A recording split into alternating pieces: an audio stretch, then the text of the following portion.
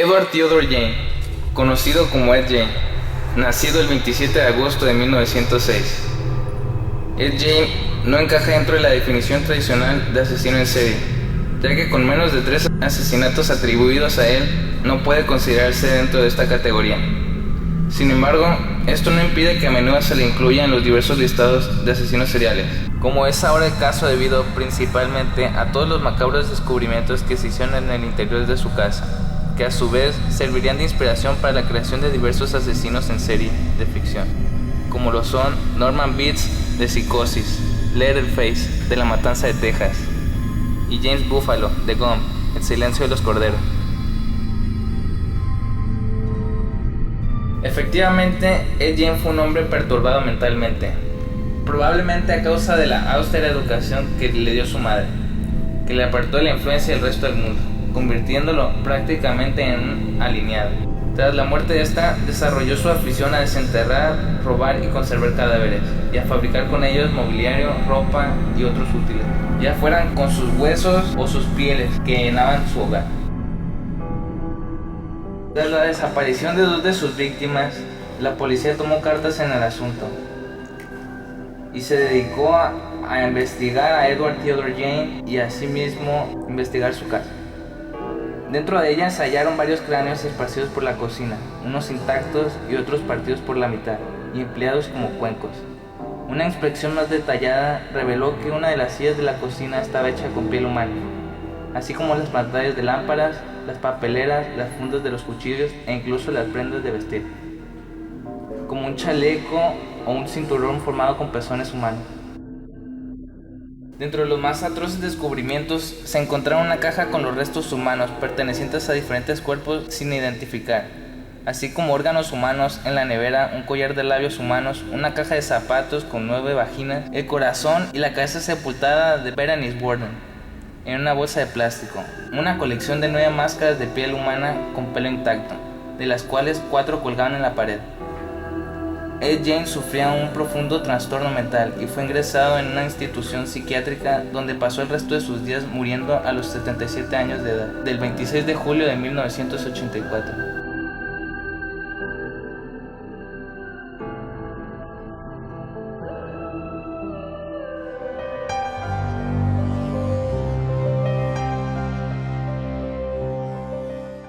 Ahora es el turno de hablar de otro personaje muy famoso dentro de los asesinos seriales.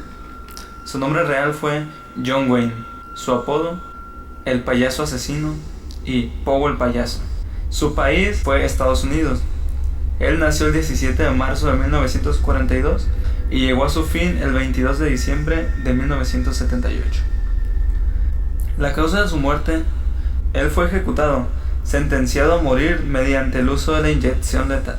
Las fechas de sus asesinatos datan del 2 de enero de 1972 al 11 de diciembre de 1978. Su número total de víctimas fueron 33, aunque es muy posible que hayan existido muchas más víctimas a lo largo de su vida. Él afirma haber asesinado hasta 45 personas. Sus delitos podrían ser expresados por medio de estas palabras como asesinato, asfixia por estrangulación, pedofilia, pena de muerte y violación. Pogo el payaso tuvo una infancia difícil dentro de su familia, debido básicamente a la figura paterna. Al parecer, a la edad de 9 años, sufrió de abusos sexuales por parte de un amigo de la familia. Dentro de su comunidad disfrutó de muy buena reputación y era un hombre respetado. Participaba en diversos proyectos y actividades comunitarias, ya fuera actuando como payaso en actos benéficos, picnics y fiestas para niños, campañas del Partido Demócrata, entre otras cosas. Tras la condena por abusos sexuales a menores y tras salir a los pocos meses de prisión por un buen comportamiento, Pogo el payaso supo crearse una nueva vida tapando su oscuro pasado. Tras confesar su bisexualidad a su segunda esposa, se divorciaron por un mutuo consentimiento, dando rienda suelta a sus instintos sexuales y asesinos.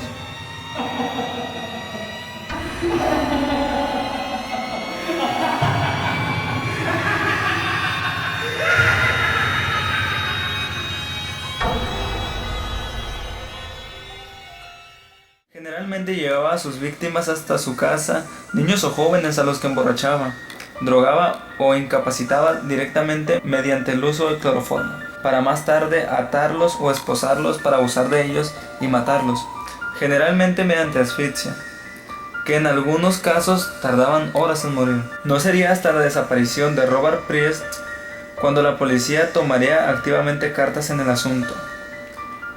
Ya llevaba cierto tiempo estudiando los movimientos del payaso, debido a su pasado. Ello llevaría al macabro descubrimiento de más de 20 cuerpos en distinto estado de descomposición bajo la base de su casa.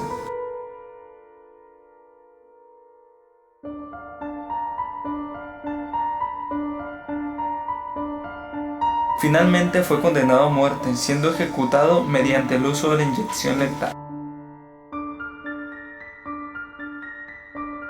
Cabe mencionar que este personaje es inspiración para un libro de Stephen King, que particularmente tiene su película también. Y básicamente este sería Pogo el payaso, o el payaso asesino como muchos lo conocen.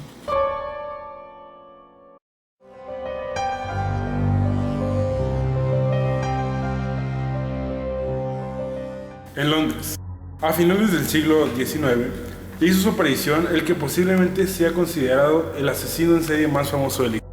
A pesar que ese término no fuera acuñado aún en su época, Jack el Destripador, un asesino en serie jamás identificado que cometió varios crímenes en 1888 en el distrito de Whitechapel. Generalmente las prostitutas eran las que elegía el destripador, las asesinaba siguiendo un modo operandi característico que implicaba el degollamiento, la estrangulación y la mutilación abdominal. La extracción de los órganos internos de al menos 3 de las víctimas llevó a pensar que el asesino tenía conocimientos anatómicos o se sospechó que el asesino pudiese ser médico o cirujano. Válgame la puta redundancia. Los conocimientos técnicos de un carnicero o un matarife. Los rumores de que los asesinatos estaban relacionados entre sí se intensificaron entre septiembre y octubre de 1880. Apareció una gran cantidad de misivas escritas por uno o varios sujetos anónimos, enviadas a los periódicos. Uno de los textos incluía medio riñón humano preservado, supuestamente de una de las víctimas. Debido al carácter extraordinariamente brutal de los asesinatos y el enfoque que le dieron los medios de comunicación, el público creyó que efectivamente se trataba de un Jack el Destripador.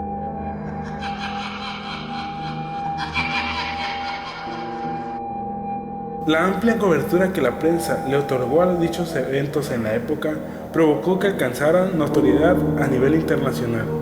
Una investigación sobre los asesinatos en Whitechapel cometidos hasta 1891 no pudo resolver con certeza si ciertos crímenes se conectaban en 1888. La leyenda de Jack el Destripador comenzó a solidificarse, dando origen a más de un centenar de teorías y sirviendo de inspiración para múltiples obras de ficción, ya sean literarias, cinematográficas y artísticas. Jack el Destripador nunca fue atrapado.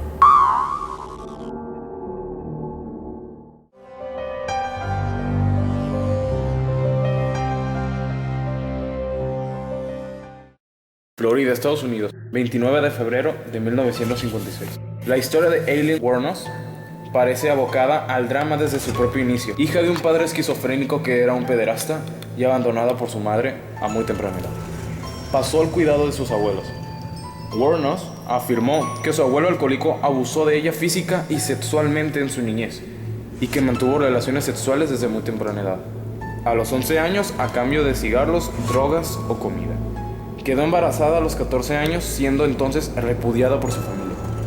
A partir de ahí inició una carrera llena de delitos criminales de diversa índole: robo a mano armada, agresión, conducir ebria y sin licencia, intento de cobro de cheques falsos, robos de vehículos, resistencia a la autoridad. Finalmente conoce a una joven, Tyra J. Moore, convirtiéndose en un amante. Viajan juntas y sus andanzas delincuentes se multiplican, siendo una fuente de extra de ingresos económicos el dinero que Wuornos obtiene mediante la prostitución. Wuornos dijo que había asesinado a sus víctimas porque la habían violado o intentado violar. La verdad de sus palabras es mucho más dudosa.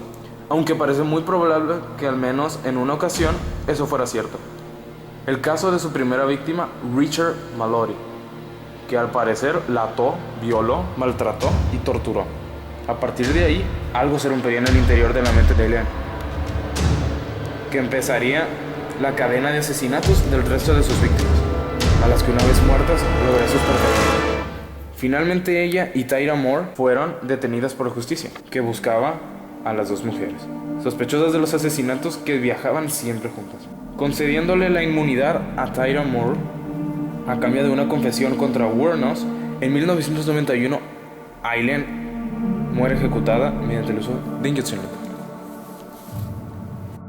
Gracias a eso, muchas películas se han basado en ella. Por ejemplo, Monster, en el año 2003, en Estados Unidos. El director, Patty Jenkins. Película que narra la carrera criminal de Eileen Wuornos, adopta la hipótesis no aceptada por el jurado, de que la primera víctima de Eileen Wuornos realmente abusó de ella, maltratándola y torturándola, lo que desencadenaría los posteriores hechos que darían el inicio de su carrera de asesina, mostrándonos una Eileen que es una víctima de las circunstancias, que no la supuesta asesina en serio que fue.